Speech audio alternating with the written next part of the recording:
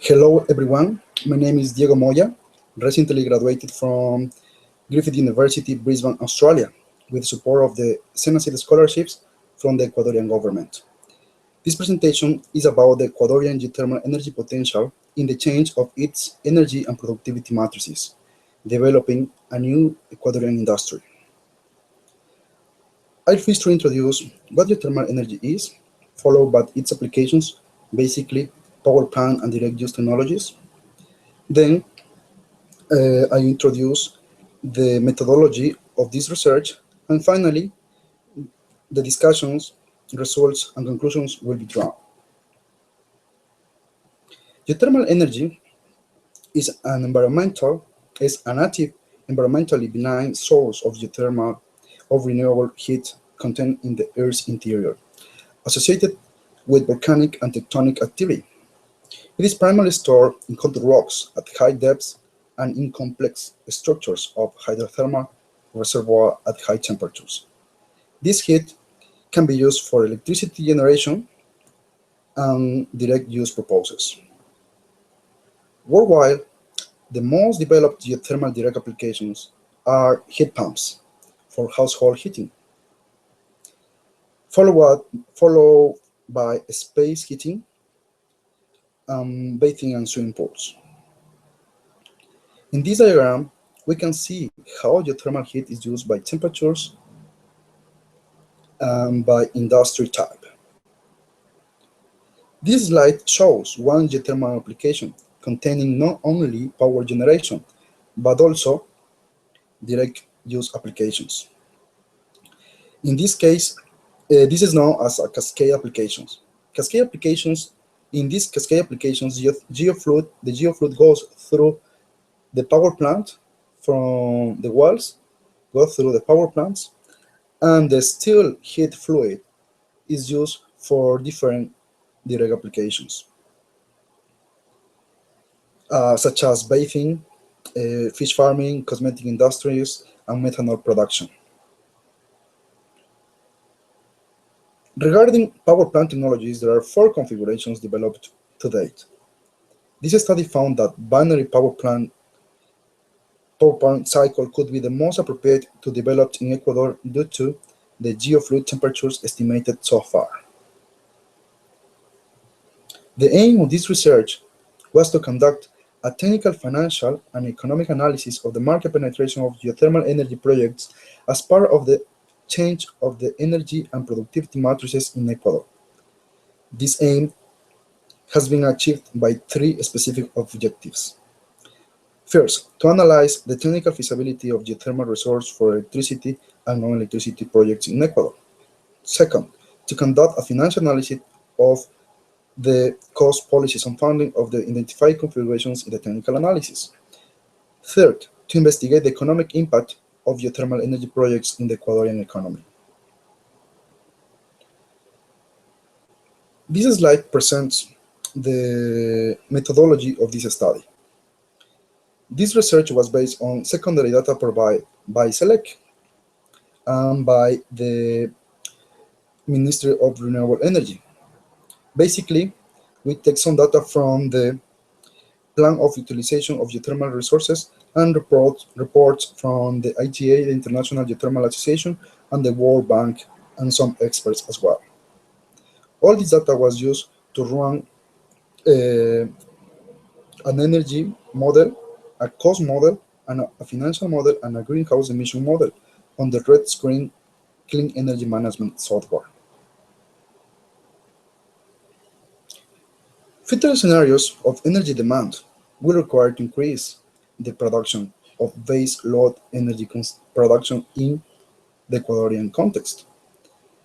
This energy is produced in thermal power plants, commonly fossil fuels. I mean, the base load energy.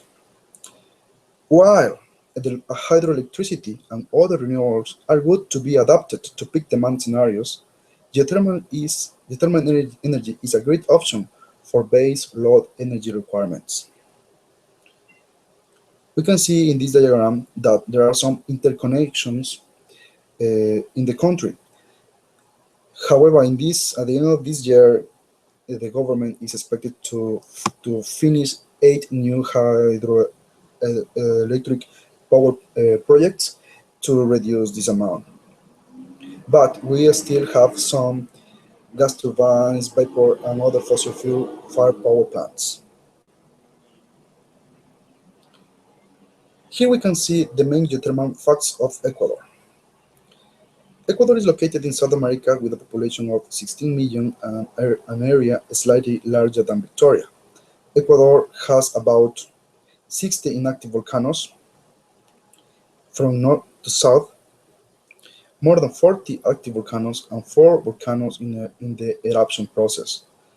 And only 5 volcanoes have been studied mostly due to their potential for electricity generation. In this slide, we can see the 3 most advanced prospects in Ecuador: the Chalpatán, the Chachimbiro, and the Chacana. All of them have reached pre-stability studies up to pre-drilling stage, including geological, geochemical, and geophysical surveys. Current studies show a theoretical potential of 8,000 megawatts, a technical potential of 3,000 megawatts, and an economic potential of 1,000 megawatts. However, this data need still to be verified by drilling studies. It is proposed a cascade configuration including a 22 binary power plant plus two direct applications, aquaculture and greenhouse applications. In the energy model, it's estimated 5 production wells. The electricity export rate is 132 US dollars, which is a current incentive from the Ecuadorian government to promote geothermal energy, and the results shows 2,200 about 200 megawatt hours of electricity exported to the grid. The cost analysis model illustrates that the field development, and power plant constructions are the highest investment of a geothermal project in this case study. The emissions model shows that about 160,000 of CO2 can be reduced. This is equivalent to 380,000 of barrels of crude oil and about 30,000 of cars not used. This study analyzed 3 scenarios. Here we can see 2, both with 3 million US dollars and as an incentive from public institutions. Scenario 1 is based on a 25 years period, and scenario 2 is based on 15 years period. This long period is based on these two institutions and their projects. In both cases, we can see simple payback periods are similar. However,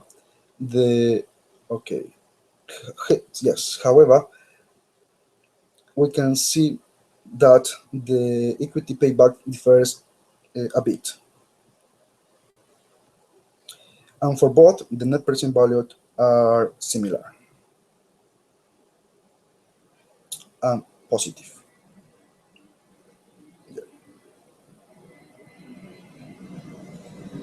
Here we can see the cumulative cash flows in scenario 1 and here for scenario 2. This is in the third scenario.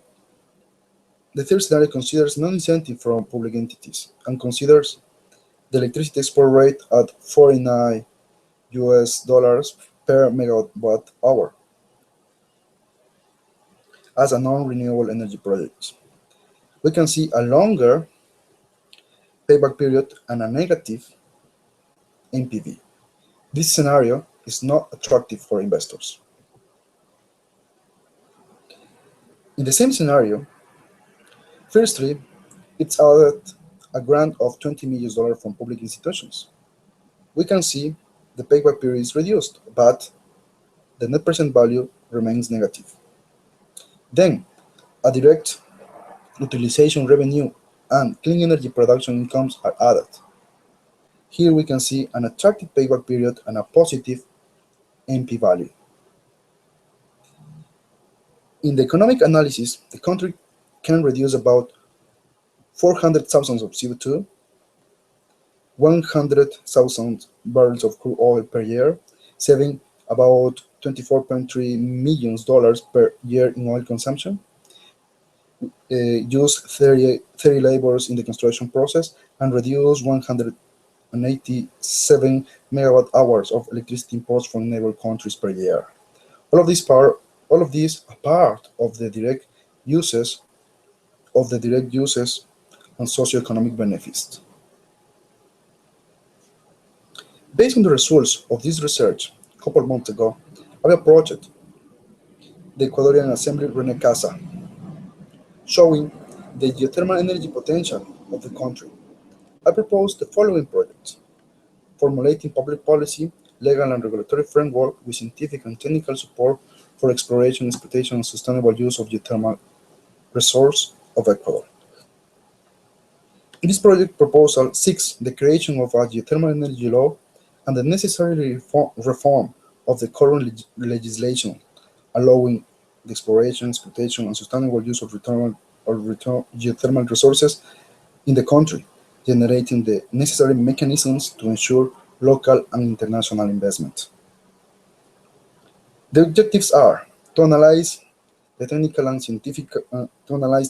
and scientifically the current public policies locally and internationally, to develop a workshop with the stakeholders of geothermal in the country by submitting scientific and academic technical reports, articles, and presentations, enabling the discussion of the legal and regulatory gap for geothermal in Ecuador, to develop a compendium for the law of geothermal energy, the correspondent amendments or reforms for the current legislation. We already discussed some of the potential for geothermal energy production in the country. However, there is a main barrier. The main barrier for the success of geothermal projects in the country is the lack of public policies at the legal and regulatory levels. The establishment of a framework that promotes the exploration and exploitation of the resource in the short, medium, and long term is necessary. In this regard, the new electricity law adopted in early 2015 is a breakthrough in renewable energy, including geothermal. However, geothermal energy requires more detail for a good ending.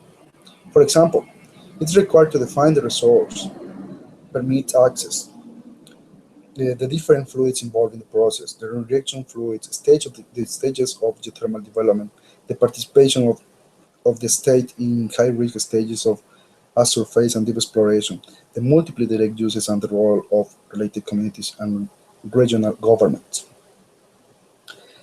The required public policy need to also cover topics such as the public occurrence of mineral in destructive fluid, the development of new industries, and the areas of research at universities. It is concluded that binary power plant is the most suitable technology to produce electricity from the Chachimbiro geothermal prospect and the other two of the three most advanced projects. The close location to rural communities due to the close location to rural communities, direct use for greenhouse and aquaculture heating may be used. Government policies and incentives are identified. However, a geothermal law is required to promote and support these technologies. Geothermal developments will have a positive impact on the Ecuadorian economy through the change in energy and productivity matrices. Ireland was a poor third world country 60 years ago. Electricity from geothermal resources and direct use of geothermal heat are two of the major factors in our transition to the 20th century, by Marson 2015.